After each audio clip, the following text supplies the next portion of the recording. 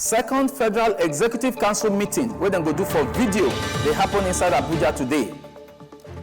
NCDC don confirm 226 new cases of COVID-19 inside the country, wey don raise the total number of infections to 6,401. Senate don tell federal government say make dem extend military action against criminals to other states. Delta State government go arrange security joint body to check security problem wey don dey rise inside the state. And my country people, good afternoon this afternoon, and thank you so you join us for As It Take Happen. If you did there, you did right. My name is Nana Douglas. The second virtual meeting of Federal Executive Council, FEC, they happened today inside Presidential Villa for Abuja. Make una no forget, say last week Wednesday, FEC been do their first virtual meeting where Council been approved revised medium-term expenditure framework and 2020 budget, where they reduce budget money to 10.52 trillion naira. Minister of Finance Zainab Ahmed tells State House correspondents say the revised estimate now based on crude oil benchmark of $25 with production output of 1.94 million barrels per day. For another one, we resemble them, they also adopt exchange rate of 360 naira to $1. The finance minister adds say the revised budget now 10.52 trillion naira, and this one they short of 71.5 billion naira, lesser than the budget when they been approved. According by her, government will get direct revenue of funding the budget money of 5.158 billion naira as the shortage on top the 5.365 trillion naira where they revise now both domestic and foreign borrowing they go use fund them. You go feel remember say National Assembly been increase the 2020 budget from 10.33 trillion naira to 10.594 trillion naira where executive been sent to them. Council equally approved more than 47 billion naira to provide additional 40 megawatts of electricity to national grid. Minister of Power Saleh Maman explained say they go evacuate 40 megawatts from Kashimbila Dam inside Taraba State where they generate power now. The Minister of Power adds say the additional 40 megawatts go improve power supply inside Taraba and Benue State plus including the entire northeast region for the country. He said if they no evacuate power where they generate from source, Nigeria will lose about 120 gigawatts of power, will be the same thing as $9 million for 1 year. And the next one, NCDC update. Nigeria don't record 226 new cases of COVID-19. And sake of this latest, the total number of infections inside the country don't climb to 6,401. Nigeria Center for Disease Control, NCDC, now then announced this one on Tuesday night. According by the joint body, inside the 226 new cases, they discover 131 inside Lagos, 25 for Ogun, and 15 cases inside Plateau State. Other states will record new cases now Edo 11, Kaduna 7, Oyo 6, FCT and Adamawa get 55 new cases each. Jigawa, Ebonyi, and Borno come out with 4 cases each. Nasarawa discovered 3 cases, Bauchi and Gombe with 2 cases, and Enugu and Bayelsa State share 11 confirmed cases of COVID-19. The Kokobi say inside the total number of 6,401, now 1,734 people now then don't recover from novel coronavirus, and now 192 people don't die on top the matter. And now make we carry go National Assembly. Senate don't call on federal government say that plan what they do to send military, make them go deal with criminals inside Katsina State. They say make them put other states for the plan so that this criminal joint body no go from Katsina run enter inside other states where they share boundary with Katsina for safety. This one are based on one motion where Niger North Senator Abdullahi Sabi bring come for plenary. The motion they hammer why Obonge federal government supposed add Niger, Kaduna, Zamfara and Sokoto State on top the military sweeping of bandits where don't cause plenty kasala for different communities for yonder. Many lawmakers took their mouth on top that one to support the motion. Make we hear them.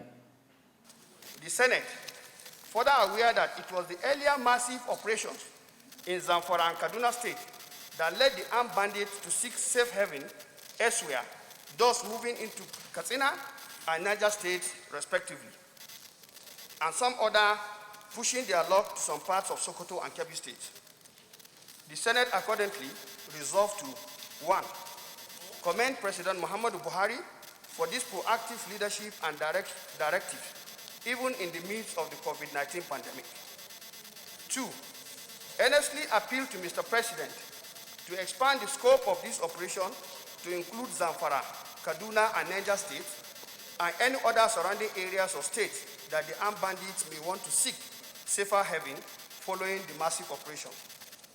And 3, call on the military formations and the Nigerian police to increase their surveillance operations to track movements by these armed bandits to prevent them accessing any safe. Now, the situation really has gone very bad in the sense that there is no day where either a person is not kidnapped, or the cows taken, or somebody taken for ransom.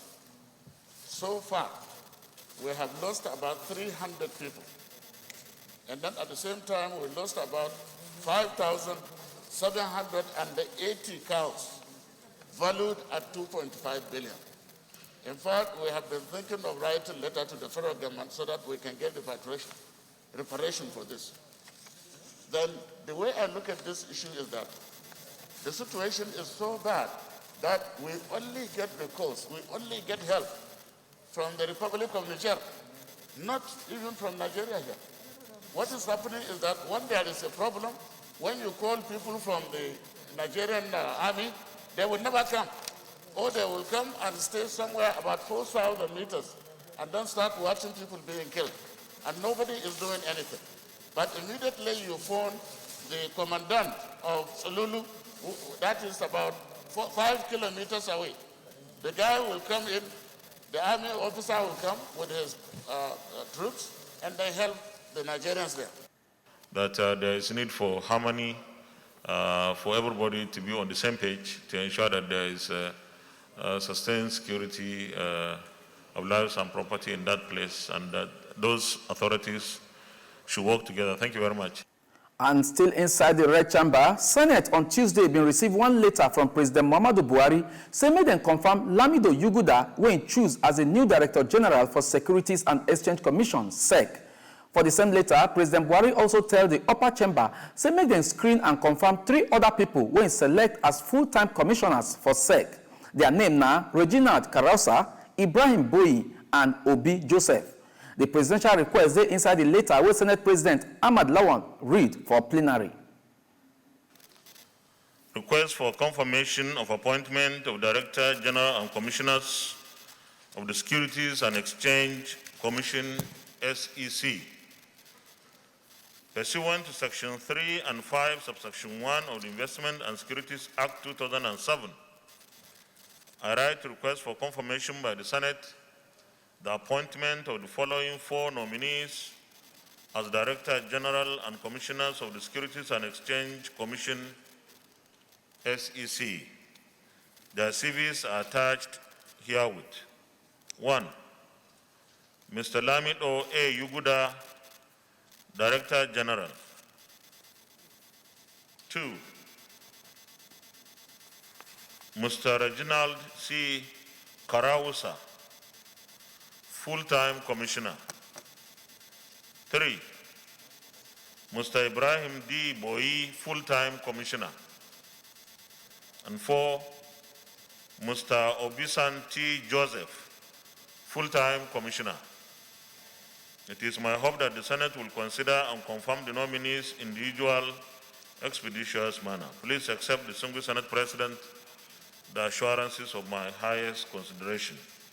Yours sincerely, Muhammadu Buhari. And still inside National Assembly, but this time for House of Rep. National Assembly House of Rep members on call Ogbonge federal government say make them add online education inside the educational curriculum for schools across Nigeria. The call now part of one motion where Honorable Anekan Omana bring, and the motion passed second reading for plenary on Tuesday. Honorable Umana talk say Nigerian Bukuru system, they backward sake of say it still never wake up to face reality of waiting the trend for the world will be online education. After the House considered the motion, then tell Federal Ministry of Education say make them sharply develop national policy and make arrangement for online education for schools of different category. Meanwhile, House for plenary on Tuesday talk say make them touchlight the sacking of more than 300 casual workers of Warri Refining and Petrochemical Company and the killing of the late Rinji Peter Bala. by security officer where they attached to Operation Safe Haven inside Jos, Plateau State. And for another story, for the meantime, House of Representatives on passed one motion to torchlight the whereabouts of 15 Chinese doctors who show face inside Nigeria for April 8 to help government tackle COVID-19, make it for no spread. House agreed to do the investigation after one motion where Honorable Dachung Bakos carry come. Even as he talks, say, this one then necessary sake of the comment where Health Minister Dr. Ehanire make, say he no know where our visitors from Chinese dey. After they consider the motion, House can mandate their committee on top health services, House committee on top interior, House committee on top national security and intelligence, and House committee on top foreign affairs. Say make them chook eyes for the matter to know where these Chinese people dey, who they really be, and waiting be their Obonge mission inside Nigeria.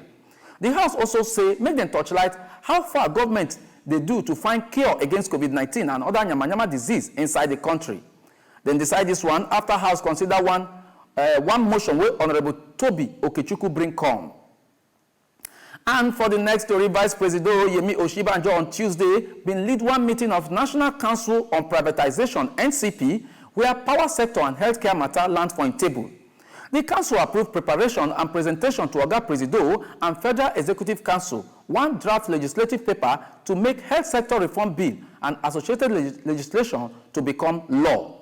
Members of NCP will show face for the meeting, now many federal ministers, Central Bank of Nigeria Governor, and the Director General for Bureau of Public Enterprise, BPE, will also be secretary for the council. And from here, make we go Delta State. Delta State government on Tuesday talks say they don't begin arrangement to set up Kajat security joint body to tackle plenty security problem where they rise inside the state. Secretary to the state government, Mr. Chiedu Ebie, now confirmed this one for one news conference inside Asaba. And he said this security arrangement where they plan to bring come, the name now Operation Delta Hawk. Ebie talks say the state government they worry sake of security issues where they happen between herdsmen and farmers inside the state, kidnapping and other criminal badness. He adds say the state governor Ifeanyi Okowa no dey fit sleep sake of the report of kilikili and wunjuri where they happen after them fight. We make and say the solution now to form security to arrest the situation, and now the state government go control them. ABA will also deal with Commissioner for Information, Mr. Charles Ehedu Aniagu, and the Chief Press Secretary to the Governor, Mr. Olisa Ifeajika, for the press conference talk say the new security architecture will work with vigilante group and other security joint body to achieve the target. ABA call on people of the state, say, I beg, make them not take laws inside their hand, sake of say, it will worsen the situation. Again, federal government don't maintain, say, they're very serious to reduce the hardship where COVID-19 pandemic bring come, where they affect media and creative sector inside the country. Minister of Information and Culture, Lai Mohammed, now talked this one on Tuesday when he inaugurated the post-COVID-19 initiative committee for the creative industry, and that meeting then do for video. Oga Lai Mohammed talk say the 22-man committee will be say na Tete comedian Ali Baba na the chair will advise government on how they go take provide support for the industry. The minister adds say the committee will also suggest the type of tax payment and funding will go help the industry grow. The committee get only 4 weeks to submit their reports. And from here, make we enter Niger State. Governor Abubakar Sani Bello of Niger State don't give assurance say in administration don't ready to channel their attention to many Kajat projects where they go on inside the state, and he go make sure say contractors deliver the work with high quality. This one they come especially now when money revenue where they enter the state don't drop. Sake of COVID-19 breakdown, sake of the COVID-19 breakdown, even as they go around to check the project inside the state. Even as they inspect the 10-kilometer Tangwai Dam Road project site for Tungangoro inside Chanchaga local government area, Governor Sani Bello talk say in government they take record of every project where they go on inside the state, and they follow them bumper to bumper so that they fit complete the work on time. He come the ginger contractor say he no one here say then get any uncompleted project inside the state because that one will carry the state go back. The governor also give assurance say he will complete every project where matter more to the people. According by him, contractor where they handle the project don't show say he get the lever to deliver, sake of say if he don't handle that kind of project before inside the state. Abubakar Sani Bello talk him again, say government will continue to monitor contractors to make sure say they speed up work and finish them for good time. That is according by waiting the contractor agreement, especially now where rainy season don't show face. The thing be say the Tagwai Dam project they suffer initial setbacks since 4 years now, as contractor wey been dey handle the contract no get capacity to handle the job, wey make them collect am from a hand. They later carry the work go give another construction company for money wey pass 678 million naira. The governor, wey yarn say e dey do all these ones to make sure say road open where motor go pass, talk say wetin dey in mind now na to see say the work finish on time. And from Niger to Benue, Governor Samuel Otom don announce to merge Technical School for Benue State University, Makurdi, with Special Science Senior Secondary School, Makurdi, where the new name now will be Government Science and Technical College, Makurdi. Governor Otom, wey yarn this one on Tuesday, shortly after he walk around to check level of infrastructure inside the Special Science Senior Secondary School, Makurdi, talk say the merger go allow the state government to give more attention to the school, sake of say many mindset for obodo world, the reason Bukuru wey concern science and technical education. Now, so the governor will also check level of infrastructure inside the Alfred Akawe Tokula College of Advanced and Professional Studies, Makurdi, talk say the legislative work to convert the college to Polytechnic don't enter another level inside Benue State House of Assembly. Now, so the direct State Commissioner for Education, Professor Dennis Itiave, say make a sharply compile list of problems where the two schools when visit the face for proper solution. The principal for Special Science Senior Secondary School, Makurdi, Mrs. Lillian Ame, we talk say belle dey sweet and sake of the governor visit, mentioned the uncompleted project inside the school like guest hostel, multipurpose hall, clinic, and technology center, which she talk say need sharp attention. For another one, rector for Alfred Akawe Tokula College of Advanced and Professional Studies, Professor Barnes Anga, come dey give toile to Governor Otom sake of his vision to convert the institution to Polytechnic. He said the gains go beyond in administration and it go benefit generations where they come for road. And the next one, all essential workers plus including medical workers, firefighters, ambulance services, journalists, no get any business to do with restriction of movement wey concern both the partial lockdown and the national curfew where they go on inside the federation. Sake of this one, Inspector General of Police, IGP Mohammed Adamu, for the level, don't order all Zonal Assistant Inspector General of Police and Command Commissioners of Police, say make them take note and allow all essential workers they go about their normal, lawful business. This directive comes sake of the kind of challenge where different journalists they face for security people hand when they come back from work. And now make we still go back to House of Representatives. House for plenary don't resolve to touchlight the activities of Nigerian Bulk Electricity Trading Company from 2015 till now. Then decide this one sake of one motion where Honorable Mohammed Wudil and 23 other lawmakers carry come. The House talk say the investigation is necessary because the Committee on Top Power follow receive complaints against Nigeria Bulk Trading Company, NBET. After they consider the motion, the House later mandate their Committee on Top Power, Financial Crimes and Anti-Corruption to touchlight the Nigerian Bulk Electricity Trading Company from 2015 to 2020 and make them bring back their assignment within 2 weeks.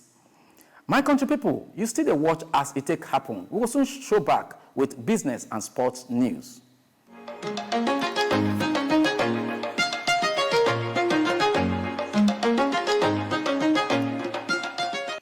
And for business news, Senate don't tell federal government say make them cancel privatization of the power sector if they no say they give constant light within the next 10 years. The upper chamber later tell their Committee on Top Power say make them touchlight how they take spend 1.532 trillion naira intervention fund where they give the sector for the last 7 years. Senate President Ahmed Lawan yarn this one after one long debate on top one motion where Senator Gabriel Suswan, where they represent Benue East, sponsor. At the outbreak of the dreaded COVID-19 pandemic, the federal government, through the Federal Minister of Finance, intimated the leadership of the National Assembly of plans to establish 1.7 trillion COVID-19 crisis intervention fund to be utilized to upgrade healthcare facilities across the country, stimulate agriculture, solid mineral, power sector, and also execute social intervention programs that will benefit the masses. Note that while the appropriate executive bill that will articulate the actual use of the proposed 1.7 trillion COVID-19 crisis intervention fund is yet to be presented to the Senate for consideration, the devastating impact of the pandemic on the power sector has necessitated the need for the Senate to draw the attention of the federal government to the need to include the sector in the disbursements of the proposed fund, bearing in mind the vital role of stable electricity supply to current efforts towards jumpstarting the economy, which is still groaning under the impact of the pandemic. Note further that stable, uninterrupted power supply is also a critical factor in the management of COVID-19 patients. And the Senate President Lawan talk say, although Nigerians want to get light every time when they want them, but the truth be say, distribution companies don't get the capacity to supply enough electricity where the country needs to function. Before this motion was taken, the privatization of the power sector has so far not been successful.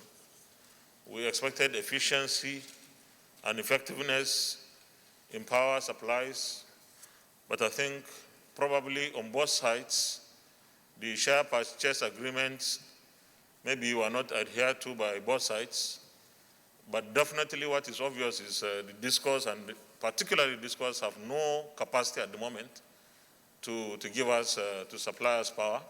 The Junkos have challenges too, and I think it's not a good commentary that we should continue to give them money after we sold them to, these are businesses now, they are private businesses.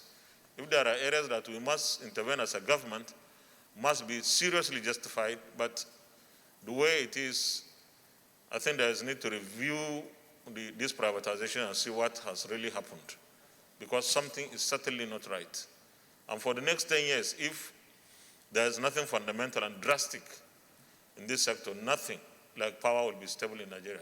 And that will be unfortunate. So it's good our committee is investigating even the previous billions, hundreds of billions, in fact, over $1 trillion, 701 billion, 650 billion, and so on and so forth. You are even going to give them 601 billion.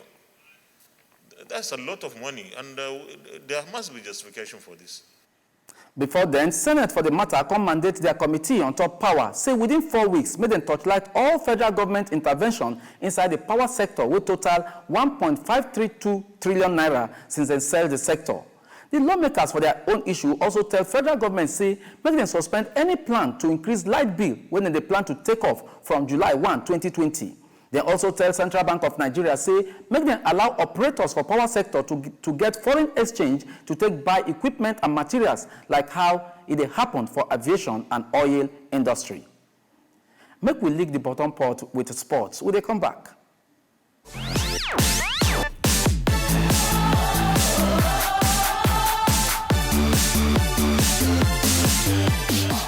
And for sports story, officials talk say one player and 2 staff don't test positive for coronavirus for English professional football club WATFORD. The club gets Kajad Nigerian striker Isaac Success. When they announced this one for their official website, WATFORD talk say they confirmed this one after they test their players on Monday. But they don't name the players who contact the virus. The statement from the club read like this for Oyiboman language. WATFORD Football Club confirms that 3 people have tested positive for the COVID-19 virus following testing at the training ground over the past 48 hours. All 3 will now self-isolate for 7 days in line with the protocol set out in Premier League guidelines before being tested again at a later date. One of the rules we then give Premier League be say, before they resume, make sure say training ground remains safe, free from any kind of yama disease before the players continue their work. WATFORD adds say the club will continue to engage closely with people where the matter affect. End of discussion. My country people, now the size of our package, but make I remind you now our top story again. Second Federal Executive Council meeting, what they go do for video, they happen inside Abuja as we talk. NCDC don't confirm 226 new cases of COVID-19 inside the country, where don't raise the total to 6,401. And Senate don't tell federal government, say, make them extend military action against criminals to other states. And Delta State government go arrange security jam body to check security problem with the rise inside the country, the state. My better country people, that's how it take happen. Thank you, say you follow the news. My name is Nna Douglas. Good afternoon.